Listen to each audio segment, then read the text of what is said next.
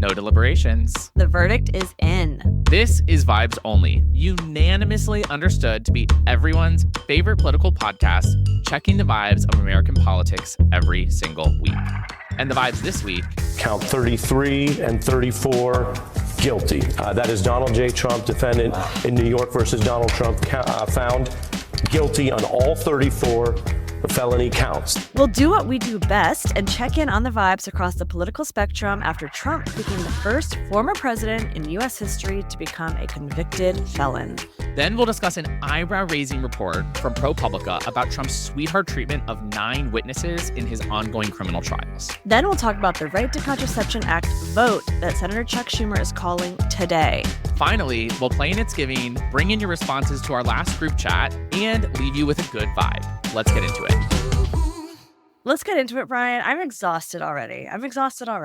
I also have to say, I said Trump's not going to get fully convicted. I'm like, maybe 4 of the 34. Where were you when you found out that Trump was guilty of all 34? It was the craziest 3 hours of my life. I was supposed to be packing and heading to the airport right when the jury decided to render a verdict. And so my whole day was like blown up. I made my flight by, I think, 6 minutes. Oh my God, that's stressful. Because I was like churning out all this content of like guilty. You went live. Yeah, you went live like right after. You're probably supposed to be on the way to the airport. That's why I can't believe you're saying you're exhausted. What a time to be alive. We are now living in the era of the first ever conviction of a former president. Donald Trump was obviously, you had to have heard by now, convicted on all 34 charges in the New York case, which is likely the only verdict we're going to get pre-November election. So this is a really big deal. And I felt energized in a certain way. Say more. Well, I feel like we do not know, and let's talk about what the political ramifications are, but like we do not know what this is going to do to his chances in November yet. We have polling that says one thing. We sort of have the vibes and the internet, which is potentially saying a different thing. We have the fundraising numbers to talk about. Right. But for me, more than anything else, it just raises the stakes because we know that Trump is on a war path for revenge after this. And so he was like, the real verdict will be in November. And I'm like, that is, well, it's both because this verdict is real. And also that is true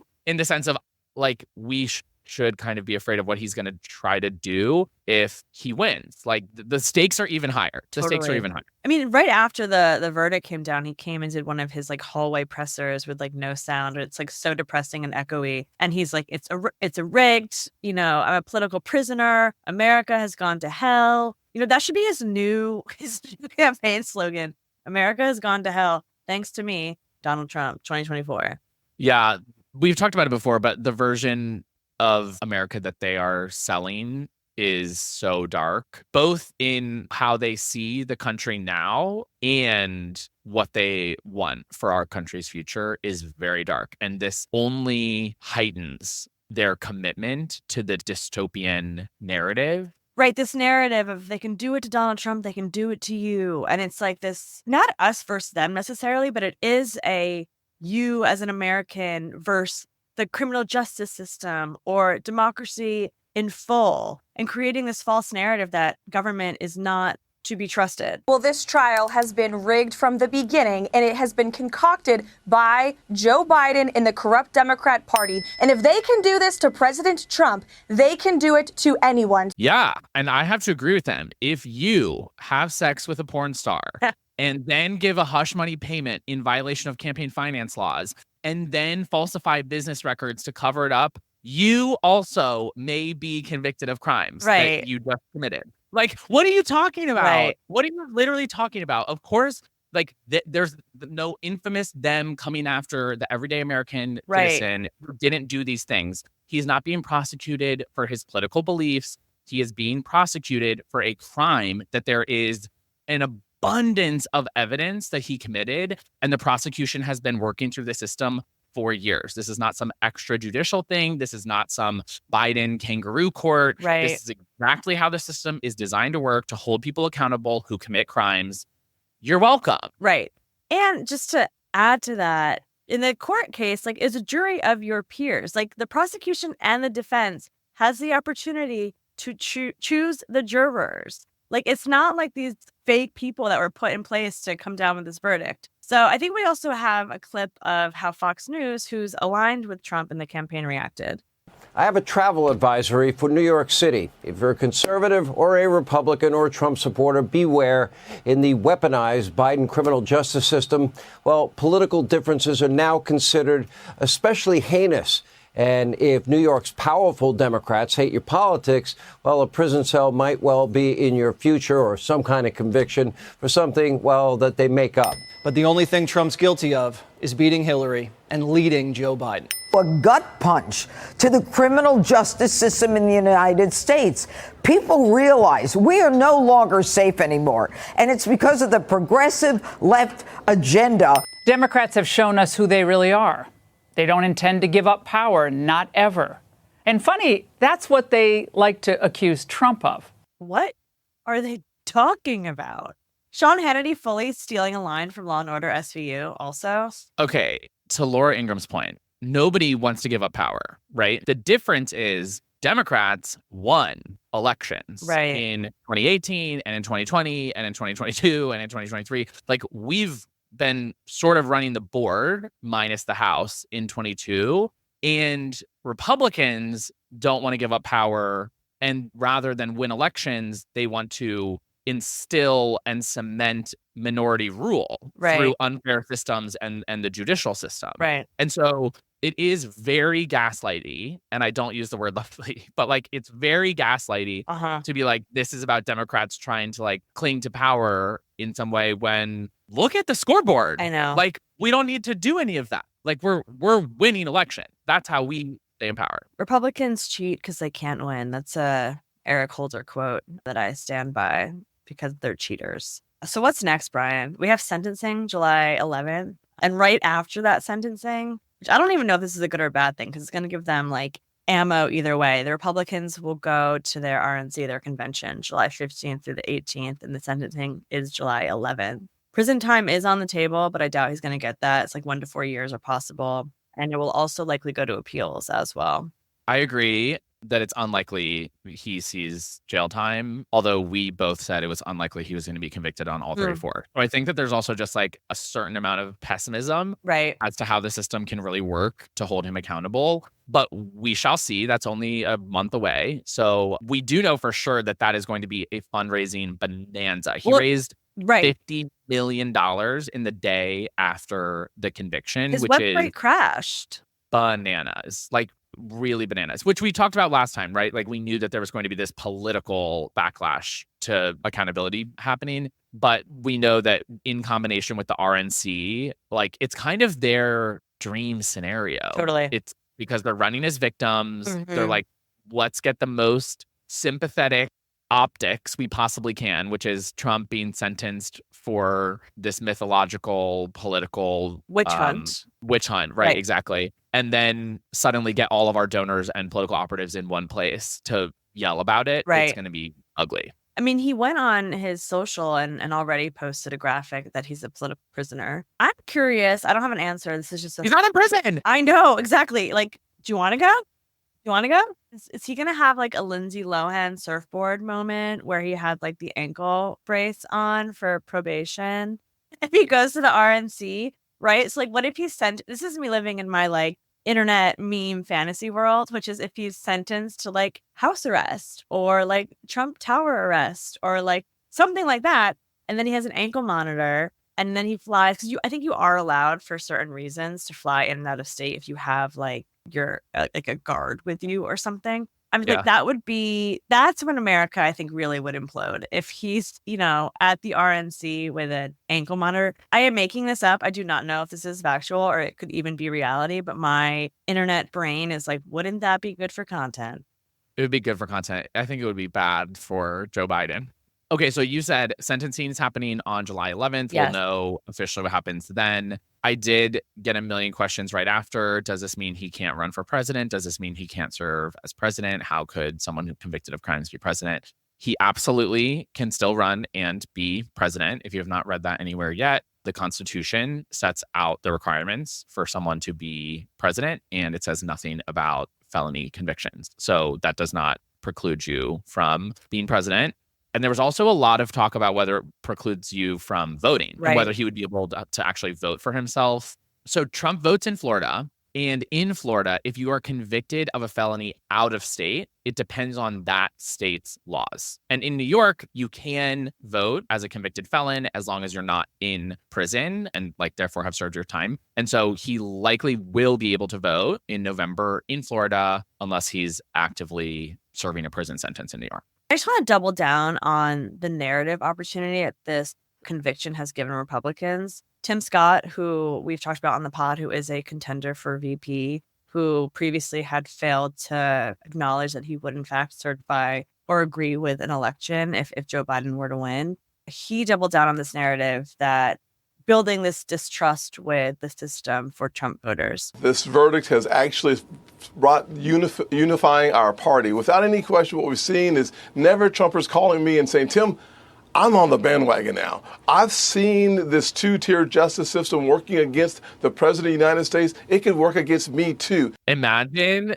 believing that there's a two-tiered system of justice in the country and that one of the tiers is to specifically attack rich billionaires in New York. Right. Yeah, we do have a two-tiered system of justice. It's for rich people and poor people. And guess which side of the fence Donald Trump is on? Period. So let's see if that, I guess, only time will tell what the political realities are of this conviction and if Dems are able to catch up with the narrative that the Republicans are really laying the groundwork for right now. Speaking of Trump's trials, ProPublica came out with an article that lifted the hood on the criminal cases against Donald Trump and about 9 witnesses who received new jobs, shares in companies, board seats on Trump Media's company, campaign jobs, etc.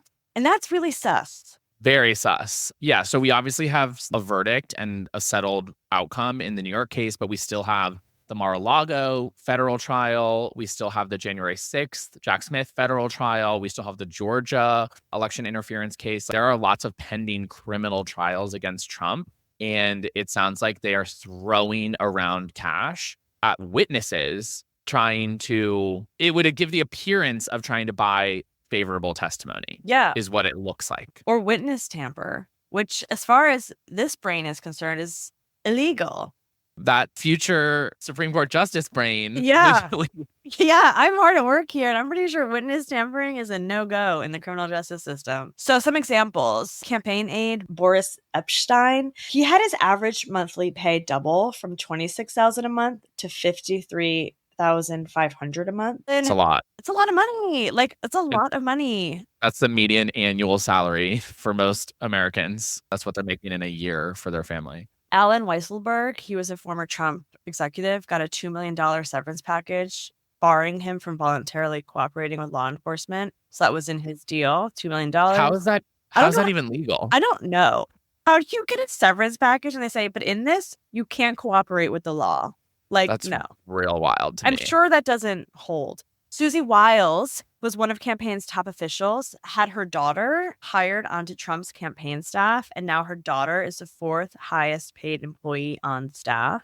I would love to see a Republican family tree and just show us all of the individuals who are spouses of Republican operatives and elected officials hired by other sketchy organizations and paid outrageous sums. Totally. You know what I mean? Like Ginny Thomas consulting for groups and being paid outrageous sums for it. Clarence Thomas's wife, Josh Hawley's wife, who's also, I believe, an attorney, has been hired by lots of dark money and far-right Republican groups and paid huge sums to fight cases for them. And it's it's interesting where the money is flowing into all these joint accounts. Right. That's curious. Yeah. And it's just very convenient that all of these pay increases or job benefits or favors were given at very delicate times in the trial. So one aide was given a position on the board of Trump's Truth Social. He got the seat after he was subpoenaed, but before he testified. So imagine if you're just a human being and you're subpoenaed by, a grand jury or however it works. And then in between that, and when you're supposed to testify, someone gives you a really nice job. Totally. So it seems that Trump's not too happy about ProPublica doing this investigative reporting on all of these compensatory packages that they're sending to witnesses. And David Warrington, who was representing Trump as his attorney, sent ProPublica a cease and desist letter demanding that the article not be published and warned that if they did publish, that President Trump will evaluate all legal remedies. Okay. So Go for it. basically threatening them with a lawsuit. Okay, that's so delusional. Like, there are journalistic standards and ethics to publishing, pieces like this where there are multiple people vetted and sources vetted by different varying levels of deep background, on the record, etc. ProPublica wouldn't publish this if they didn't have the receipts.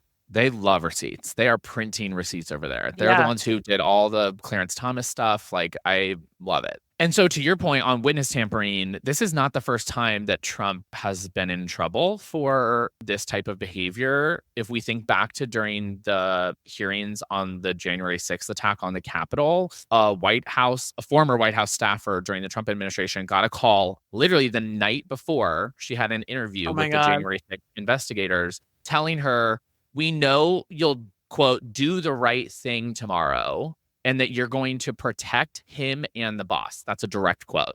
And so they've been trying to influence testimony from the very beginning. And let's just get a quick cut to the clips that we just heard of all the Fox News hosts saying that the system is rigged against Trump while he has people literally calling, intimidating, and bribing witnesses. So it's very much the pot calling the kettle black. Hypocrite.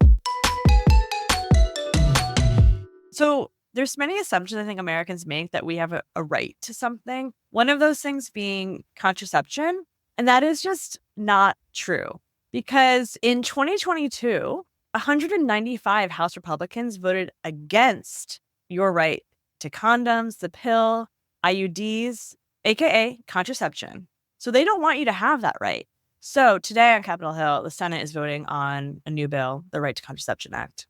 Yeah, and it's not a messaging bill, as they're called, where you're just trying to stake out a position on an issue. It's necessary because we literally have, from the mouth of the horse, Clarence Thomas being the horse, that they are coming after the jurisprudence, after the Supreme Court cases that had established a right to contraception via the right to privacy. It's the same legal argument that was used to strike down sodomy laws in Lawrence v. Texas in 2003. It goes all the way back to, I believe, 1965 was the Griswold case that said Americans do have a fundamental right to privacy. And that leads to the right to have an abortion. That leads to the right to marry who you want to marry, all of these things. And so Justice Clarence Thomas wrote, when he overturned Roe v. Wade, that the bench should reconsider, quote, all of this court's substantive due process precedents. And those would be the same cases that included birth control and marriage equality.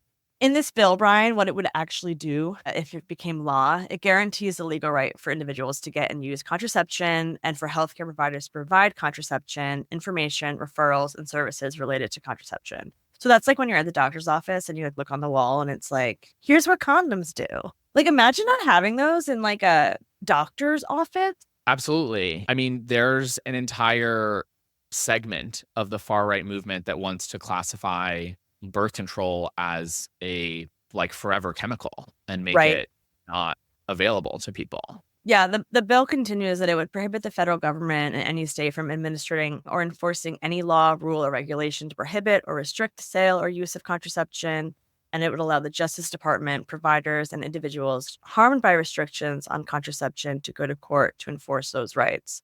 It's really a little bit like, what? That's not already protected in this country, but it's not. So Senator Chuck Schumer from the great state of New York, he's bringing this bill to the floor because he wants receipts. He wants Senate receipts of where people stand on this right to contraception. I think there's this cultural idea that contraception is just a women's issue, but no, it includes condoms and it includes basic health care. Condoms are not just to prevent pregnancies, they're to prevent STIs, etc. So that's a vote today. So if you want to call your senator and tell them to vote, make sure they vote to support contraception, I would encourage you to do that.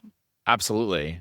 I think that people get really frustrated by the lack of progress on some of the issues that they care the most about and they want to see like positive forward motion from the progressive movement on like really fundamental things like fair wages and guaranteed health care and like the list goes on. But these are the moments where I'm reminded that while we can do two things at the same time, we can't forget that we have a lot of Republicans trying to take a wrecking ball to the state of things as they are now. And so while we have to keep pushing to fight forward, like we can't let what exists now, including the right to contraception, the right to privacy, be demolished. Right. While we are not paying attention. Right. And this goes back to the Heritage Foundation of it all and the Leonard Leo of it all, the Project 2025 of it all. There's this machine, this conservative machine that is funneling hundreds of millions of dollars to take away basic rights in this country, to create American universe that is rooted in Christian nationalist conservative values, including taking away your right to contraception. So if the spirit moves you today, pick up the phone, call the Senate switchboard, call your representative, and let them know how you feel. It's giving. It's giving. It's giving. It's giving. We're going to talk about Trump's convictions, so we're going to bring it back. And we're going to bring it back to Marjorie Taylor Greene. Marjorie Taylor Greene is always giving something, so let's see what she's giving us this week. We're not a serious country anymore. We're literally a banana republic. So what does it matter funding the government? The American people don't give a shit. Yikes. It's giving senioritis. It's giving she doesn't know the definition of banana republic. It's giving she thinks Banana Republic is a clothing store. I think that it's giving a peek behind the curtain, because that actually explains a lot of Marjorie Taylor Greene's behavior, is that she thinks that Americans just don't care and don't want to have a government. Right. Because that's how she acts all the time. Right. It's giving pick me also. Like she just gives pick me so hard all day, every day, whether it be like her workout photos or like videos or her like praying at the altar of Donald Trump. It's like, we see you. We see what you're doing. You're not the woman. Yeah. It's definitely giving preview of 2025 if Republicans control the White House and the House of Representatives, because we have seen Marjorie Taylor Greene get so much more powerful over the last year or two. She really defines a lot of their platform at present in the House. And with Trump in office, there will be nothing to keep her crazy in check. Yeah, she's minority rule at its worst. For sure. Okay, Brian, we got some responses to our Vibes Only group chat question, which is if you could intervene in one moment in history, assuming the rules of time travel are like nothing is affected like horribly, what would you do? There were some really interesting ones. We got way more than I anticipated, and there were some really good ones. One of my favorites, I would say, was stop the assassination of Martin Luther King Jr., because that train was going somewhere. It would be so interesting to know like what he would have accomplished in the rest of his life. Yeah. We have one in that same tone. They would have stopped the assassination of Abe Lincoln. All of U.S. history post-Civil War would have turned out differently if he had survived and carried out through to Reconstruction. Totally. Definitely a lot of assassination prevention ones. I like this one. If I could go back in time, I'd cancel The Apprentice after season 1. Maybe that would cancel Cheeto before all the drama. I kind of agree. I think he got a taste of the spotlight and he was ready to rumble. Yeah. You could also go back and interrupt the Seth Meyers White House Correspondents' Dinner Trump roast, which also was like said to be one of the moments that pushed him to run. People also said that they would convince Mark Zuckerberg to attend culinary school instead of Harvard and prevent the creation of Facebook, which is a good one. My friend had one that was kind of like yours, but a little different, which was they would have made sure Hitler got into art school and like graduated from art school. And then maybe that path would have been different for him if he was just embraced for his creative, whatever he was. I don't even know, but that's very magnanimous. And I prefer my strategy. Yeah. We also had some very kind messages sent our way. So thank you all for that. Please review if you are enjoying the pod and it is saving your mental health this year. Reviews actually really help. So go review us on whatever platform you listen to. But someone wrote in and said, and as you may well be aware, there's a fantasy Survivor League, and it might be fun to have a vibes-only bracket. Also, please audition Brian. And if you don't, I will. So, Travis, I think that you should audition. Yeah. I will see how John Lovett does next season, and then I'll decide. But we should definitely do a bracket next season. I'm totally down. We'll all see. We could do a vibes-only live recording pre-Survivor into Survivor Watch Party. We're big Survivor fans. We are stands around here. What else was in your group chat? Well, Pride. I got a lot of Pride stuff. Happy Pride. Did you see that a drag queen won their defamation suit against a far-right blogger? That made me really happy. Over $1 million. Trump is on TikTok. I don't know if you saw that. I did see someone sent it to me while I was on my out of office, and I said, nope, not today. Not today. I think it will be good for him because he has such a strong, at least in my algorithm and in my comments, there's a very strong conservative Trump talk presence. So now they actually have the person that they're supporting to follow. I do think it allows Dems to have a new vertical of content, which is stitching or reacting to things that Trump is saying on the app, as opposed to having to like bring in content and respond to things he's saying. You could literally just stitch it or respond to the video. Well, we will leave the group chat with, is there something that you feel like gives you away as an American when you're abroad? I love this question. So when I studied abroad for the year, my junior year, that's why I'm so insufferable, by the way, is because I studied abroad and I came back and I was like, oh, my flat. Oh, I'm on holiday. I'm in hospital. At that point, it was sneakers and jeans. Like if you were wearing sneakers and jeans, sneens, as we called it, you are like totally an American. But now sneakers are in vogue. They have been for years now. So that's less of a giveaway. Loud talking. I think if you're speaking very loudly, it's pretty clear you're an American. I am so embarrassed by this. I can't believe I'm actually going to say it, but I am truly a very considerate person. I'm very Midwestern and like... You're very sweet. Manners mean a lot to me. I was just having a grand old time catching up with a friend at a restaurant in London, and the table next to us moved. Because you were too loud. Because we were being too loud. Yep. And I was like, oh my God, I'm the ugly American. I cannot believe this is happening in real time. Okay. Wow. I didn't realize I was gonna call you out there. But that's like, it's a real thing. Really did. To our American listeners, which I assume are all of you, you'll notice it if you leave the country, that Americans are loud. We're loud people. I was like, come back. I swear I can be quieter. It's like really mortifying because you're like, wait, what? Am I screaming?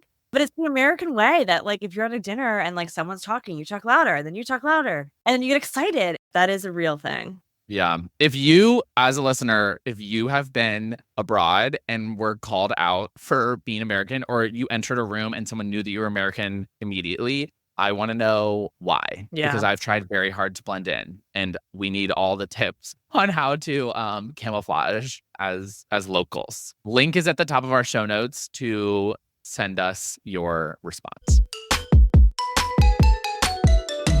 Okay. Good vibe. Goodbye.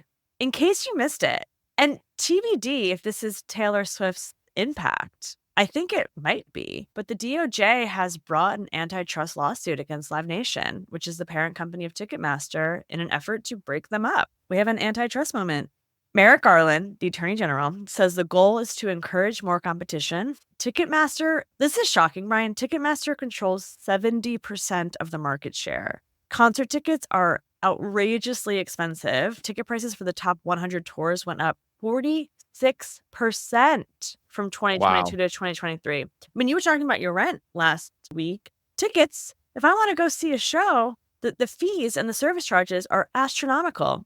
Fees and ticket resales can push the price way, way up from there. So that was the issue with Taylor Swift. If you recall, the pre-sale sold out almost immediately, and then tickets jumped from, $120 to like $5,000. And people were like, this can't be. So no competition, no real pressure to fix these issues. So let's bring in more competition, yada, yada, yada.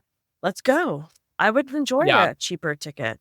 The Biden administration has pushed really hard on the antitrust front. And if you're someone who sees how capitalism has sort of gone off the rails, and we have a few companies controlling huge markets and really hurting the average consumer, then this is exactly the type of change that we need. And we need to be more aggressive on this front. So it's great to see DOJ filing this lawsuit. And hopefully we will all be jamming to Taylor Swift and Beyonce at their concerts in the future with lower fees and lower ticket prices.